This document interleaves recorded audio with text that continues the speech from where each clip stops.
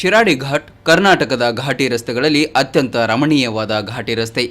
ಕಳೆದ 6 ತಿಂಗಳಿಂದ ಶಿರಾಡಿ ಘಾಟನ್ನು ಕ್ಲೋಸ್ ಮಾಡಲಾಗಿತ್ತು. ಅಲ್ಲಿ ಸಂಚಾರವನ್ನು ನಿಷೇಧ ಮಾಡಲಾಗಿತ್ತು. ಇದಕ್ಕೆ ಕಾರಣ ಕಾಮಗಾರಿ. 6 ತಿಂಗಳ ಬಿರುಸಿನ ಕೆಲಸದಿಂದ ಈಗ ಶಿರಾಡಿ ಘಾಟ್ ರಸ್ತೆ ಸಂಪೂರ್ಣ ಕಾಮಗಾರಿ ಮುಕ್ತಾಯಗೊಂಡಿದೆ. ಅಷ್ಟೇ ಅಲ್ಲ, ಭಾನುವಾರದಿಂದ ಶಿರಾಡಿ ಘಾಟ್ ಸಂಚಾರಕ್ಕೆ ಮುಕ್ತಗೊಳ್ಳಲಿದ್ದು ಭಾನುವಾರ ಎಲ್ಲ ಬಗೆಯ ವಾಹನಗಳು ಅಲ್ಲಿ ಸಂಚರಿಸಬಹುದಾಗಿದೆ.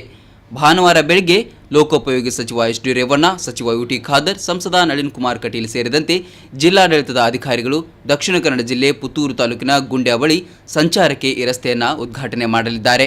ಬಳಿಕ ಮಧ್ಯಾಹ್ನದ ಮೇಲೆ ಎಲ್ಲ ಸಾರ್ವಜನಿಕ ವಾಹನಗಳಿಗೆ ಸಂಚಾರಕ್ಕೆ ಅವಕಾಶ ನೀಡಲಾಗುತ್ತದೆ.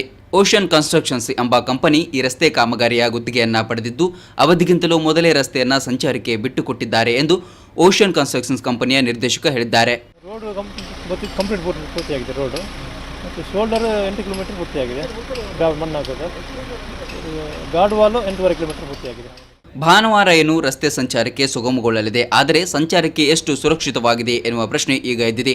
ಹೌದು, ಭಾನುವಾರ ಏನೋ ಲೋಕೋಪಯೋಗಿ ಸಚಿವರು ರಸ್ತೆಯನ್ನು ಲೋಕಾರ್ಪಣೆ ಮಾಡಿ ಹೋಗಲಿದ್ದಾರೆ. ಆದರೆ ಶಿರಾಡಿ ಘಾಟ್ನಲ್ಲಿ ಇನ್ನೂ ಹಲವು ಕಾಮಗಾರಿಗಳು ಬಾಕಿ ಇದೆ. ಪ್ರಮುಖವಾಗಿ ರಸ್ತೆಯ ಇಕ್ಕೆಲಗಳಲ್ಲಿ ತಡೆಗೋಡೆ ಮತ್ತು ರಸ್ತೆಯ ತುದಿ ಭಾಗದ ಎಡ್ಜ್ ಕೆಳಭಾಗದಲ್ಲಿ ಮಣ್ಣು ಹಾಕುವ ಕಾರ್ಯ ಇನ್ನೂ ಕೂಡ ಕಂಪ್ಲೀಟ್ ಆಗಿಲ್ಲ ಎಂದು ಸ್ಥಳೀಯರಾದ ಸಿದ್ದಿಕ್ ನಿರಾಜ್ ಅವರು ಹೇಳಿದ್ದಾರೆ.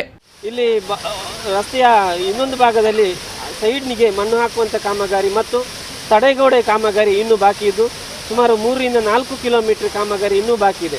ಹೀಗಾಗಿ ಈ ರಸ್ತೆಯಲ್ಲಿ ಈಗಾಗಲೇ ವಾಹನ ಓಡಾಟ ಪ್ರಾರಂಭ ಆದರೆ ಒಂದಿಷ್ಟು ಅಪಘಾತಗಳು ಹೆಚ್ಚಾಗುವ ಸಾಧ್ಯತೆ ಕೂಡ ಇದೆ. ಈ ನಿಟ್ಟಿನ ಪ್ರಯಾಣಿಕರು ಕೂಡ ಈ ರಸ್ತೆಯಲ್ಲಿ ಹೋಗುವ ಸಂದರ್ಭದಲ್ಲಿ ಜಾಗೃತಿ ವಹಿಸಿಕೊಳ್ಳಬೇಕಾದ ಅಗತ್ಯ ಇದೆ.